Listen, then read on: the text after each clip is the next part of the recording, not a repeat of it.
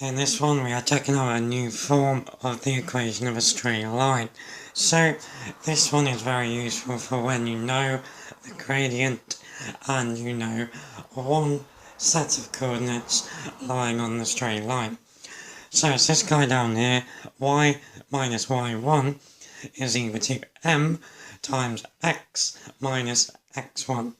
Here, x1 and y1 are the x and y coordinates of this point that lies on the straight line. So, it's not very common that you will be asked to leave your answer in this form, but it is a nice stepping stone. Quite often it can be quicker than using y equals mx plus c directly, but it's a nice stepping stone to get us to y equals mx plus c. So, first of all, I just want to mention again gradient. Forget now about gradient if you've been taught it as such. Forget about gradient being rise over run, because that is a load of rubbish. It doesn't take into account whether or not the gradient is positive or negative. Think of gradient now as difference in your y coordinates over the difference in your x coordinates, dy over dx. Now that ties in very nicely with something we're going to see later on called differentiation, which is to do with finding gradients of curves and so much more. Now, in terms of coordinates, gradient, if you know two sets of coordinates, x1, y1 and x2, y2, then gradient is y2 minus y1 over x2 minus x1.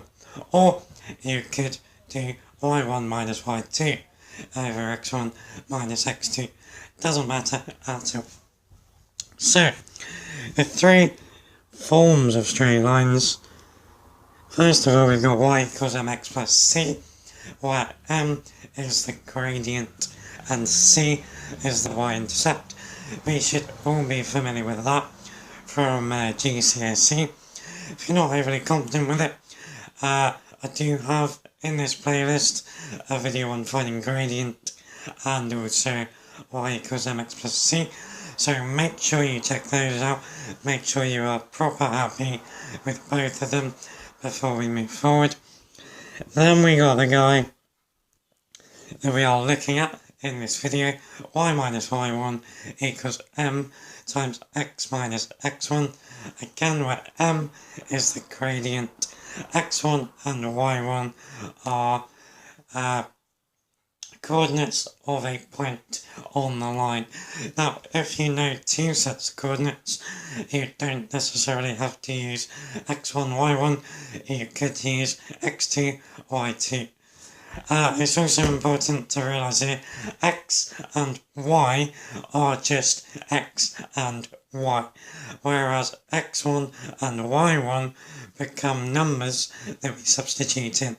We substitute in the coordinates, but x and y have to stay as x and y. The ones on x1 and y1 are just little labels. They mean nothing mathematically, they are just there as labels. And then the third form that we're going to look at in the next video is ax plus by plus c is equal to 0, where a, b and c are all integers. So very often when we're finding equations of straight lines, we will either have a fractional gradient or a fractional y-intercept, and sometimes it just looks nicer to multiply through by the denominators and end up with an equation where everything is integer and on the same side. In particular, at GCSE, when we were finding equations of tangents, you pretty much always end up with fractional stuff. So even back there, sometimes we were asked to write those equations in this form. So that's what we're going to look at in the next video. It's important to realise we can write the exact same thing in any one of these three forms. They're exactly the same thing, we're just dressing them up differently. Okay, so we can go through two examples here using y minus y1 equals m times x minus x1. Good times. Okay, first up then we want to find the equation of the line passing through the point 3, 4 with m equals minus 5, and then for part B we want to write it in the form y equals mx plus c. So, first of all, let's label our coordinates. So, x1, y1 is 3, 4. So, x1 is 3, y1 is 4. Now we know the gradient is minus 5, so to find the equation, simply substitute in what we know. So y minus y1 is y minus 4. That is equal to m, so minus 5 times x minus x1, which is 3. So we got x minus 3, like that. So that is the equation of this straight line. But it's not really in a very practical form, so now we're going to rearrange it into mx plus c. So, how are we going to do that? Well, first of all, we're going to expand the bracket on the right.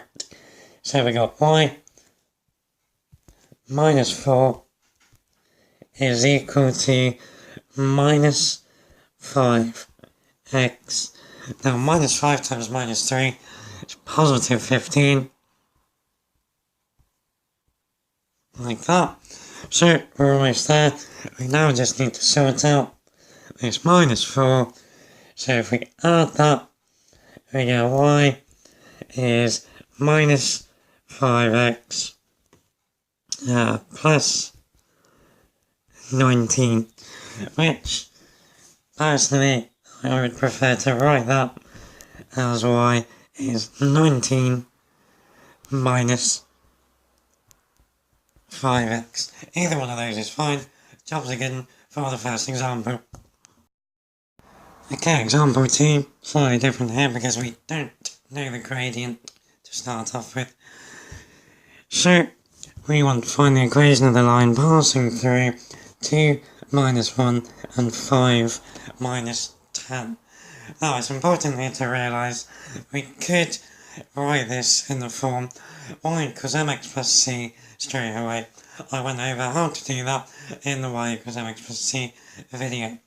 Here, we're going to first of all write it in the form y minus y1 equals m times x minus x1, because that's the game we're playing in this video, and then from that, we are going to write it in mx plus c form. Now, it's important to realise why we're doing this. Y is a stepping stone if we could get straight there. So what we are learning here is new tools and techniques. When a builder is building a house, they like to have lots and lots of different tools. So for example, they'll have lots of different sized hammers for different jobs. So you could knock down a wall using a normal small little hammer they would use to hammer a nail into a piece of wood. It's going to take a long time. You'd much rather use a sledge.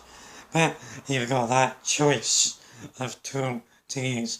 That's what this is all about. And plus, you might be asked to write it in this specific form.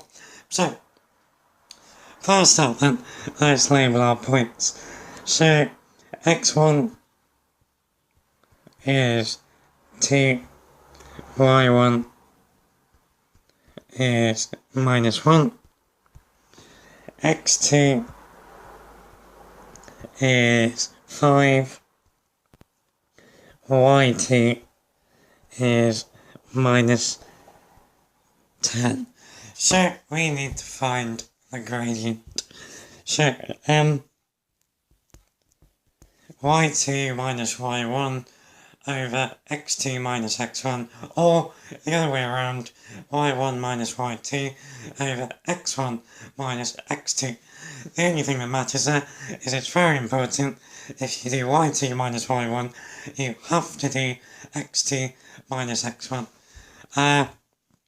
So I'm going to do minus 10 minus 1, which is plus 1, over 5 minus 2.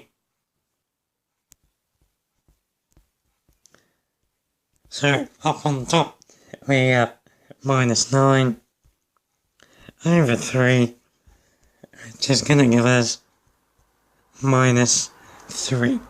So the gradient is minus 3. Now we're going to use y minus y1 is times x minus x1.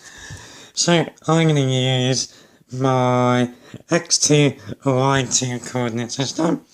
So y minus 10, so y plus 10 is equal to minus 3 times x minus 5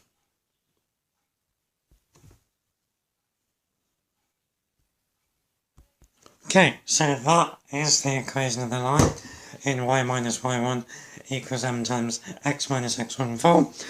Now we're going to rearrange it to y equals mx plus c. So expand the brackets, we get y plus 10 is minus 3x plus 15, and then take away the 10, y is minus 3x plus 5. There we go, jobs again. Okay guys, hope you found this one useful. In the next video we are looking at ax plus by plus c is equal to 0. Take care.